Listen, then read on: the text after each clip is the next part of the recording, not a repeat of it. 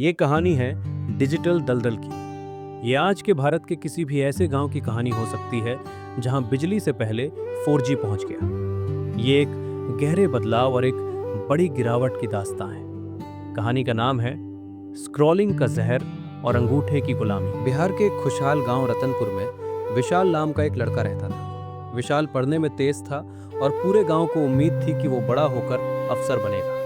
उसके पिता ने अपनी कुछ जमीन बेचकर उसे एक महंगा स्मार्टफोन दिलाया ताकि वो ऑनलाइन कोचिंग ले सके और बड़े शहर के बच्चों से मुकाबला कर सके। शुरुआत में सब ठीक था। विशाल YouTube पर लेक्चर देखता, नोट्स बनाता। लेकिन फिर गांव में एक चीज आई, अनलिमिटेड फ्री डेटा। एक रात पढ़ाई करते करते विशाल के स्क्रीन पर एक शॉर्ट वीडियो का नोटिफिकेशन आया। उसने सोचा सिर्फ 15 सेकंड की तो बात है। वो एक वीडियो से दूसरे और दूसरे से 10वें पर पहुंच गया। कब रात के 11 से सुबह के 3 बज गए उसे पता ही नहीं चला। अगले कुछ महीनों में विशाल की जिंदगी बदल गई। सुबह उसकी आंखें भारी रहती। ऑनलाइन क्लास के नाम पर वो कमरे में बंद रहता, लेकिन स्क्रीन पर लेक्चर के पीछे गेमिंग या सोशल मीडिया चल रहा होता। उसके पिता सोचते कि बेटा पढ़ रहा है, जबकि विशाल वर्चुअल दुनिया में अपनी नकली पहचान बनाने में लगा था। उसने अपनी पढ़ाई के पैसे गेम के स्किन्स और क्रैकेट्स खरीदने में उड़ा दिए। ये सिर्फ विशाल की कहानी नहीं थी। गांव के चबूतरे पर अब बुजुर्गों की पंचायत नहीं होती थी, बल्कि वहां नौजवानों की टोली सिर झुकाए फोन पर रील्स देख रही होती थी। लोग साथ बैठकर भी एक दूसरे से मीलों दूर थे। गांव में इंटरनेट का इस्तेमाल अब सिर्फ मनोरंजन तक नहीं रहा, वो नफरत और अफवाह का जरिया बन गया। एक दिन किसी ने व्हाट्सएप ग्रुप पर एक झूठी खबर फैला दी कि पड़ोस के टोले के लोगों ने गांव के मंदिर का अपमान किया है। बिना सच्चाई जाने गांव के उन लड़कों ने, जिनके पास इंटरनेट तो था पर विवेक नहीं, तलवारें और लाठियां उठा ली। गांव में दंगा जैसी स्थिति हो गई। पुलिस आई, इंटरनेट बंद किया गया और कई नौजवानों पर केस दर्ज हो गया। विशाल भी उस भीड़ का हिस्सा था। वो वीडियो बना रहा था ताकि उसे लाइक्स मिल सके, लेकिन उसे नहीं पता था कि वो अपनी और अपने गांव की शांति की चिता जला रहा है। दंगे के चक्कर में पुलिस की छापेमारी हुई। विशाल के पिता को धक्का लगा और उन्हें दिल का दौरा पड़ गया।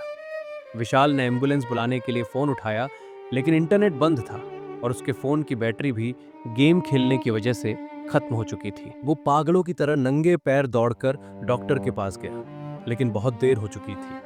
उसके पिता बच तो गए, पर उनका शरीर अधरंग पैरालिसिस का शिकार हो गया। अस्पताल के बिस्तर पर लेटे अपने लाचार पिता को देखकर विशाल को एहसास हुआ, जिस फोन को उसने अपनी ताकत समझा था, उसी ने उसे अपाहिज बना दिया। इंटरनेट एक समुद्र था जिसमें वो तैरने के बजाय डूब गया था। विशाल ने उस दिन अपना फोन नहीं फेंका, बल्कि अपना नजरिया बदल दिया। उसने गांव के उन सभी लड़कों को इकट्ठा किया जो इंटरनेट की लत में अपना करियर बर्बाद कर चुके थे। उसने एक मुहिम शुरू की, डिजिटल साक्षरता। उसने सबको समझाया कि एल्गोरिदम आपको वही दिखाता है जो आप देखना चाहते हैं, वो आपको गुलाम बनाता है।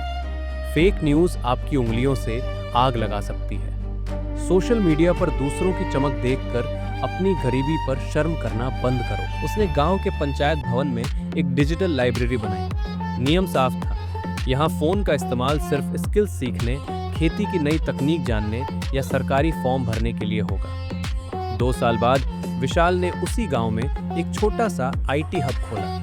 अब गांव के लड़के रील बनाकर समय बर्बाद नहीं करते थे, बल्कि वे अपनी फसलों की मार्केटिंग करते थे, कोडिंग सीखते थे और ऑनलाइन ट्यूशन पढ़ाते थे। विशाल ने एक सेमिनार में कहा, इंटरनेट चाकू की तरह है, इससे आप किसी की जान भी ले सकते हैं और फल भी काट सकते हैं। यह आप पर निर्भर करता है कि आप यूजर हैं या यूज्ड हो रहे हैं। गांव में इंटरनेट आना तरक्की है, लेकिन बिना शिक्षा और अनुशासन के वही इंटरनेट तबाही है। आज के दौर में सबसे बड़ा संयम ये है कि अपनी स्क्रीन पर अंगूठा चलाने से पहले अपने दिमाग को चलाना सीखें। विशाल की ये कहानी हमें चेतावनी देती है। क्या आपको भी लगता है कि आपके आसपास इंटरनेट का गलत इस्तेमाल हो रहा है? तो रोकने के लिए कुछ टिप्स या digital wellbeing plan video description में दी गई है, जो आपकी मदद करेगा। धन्यवाद।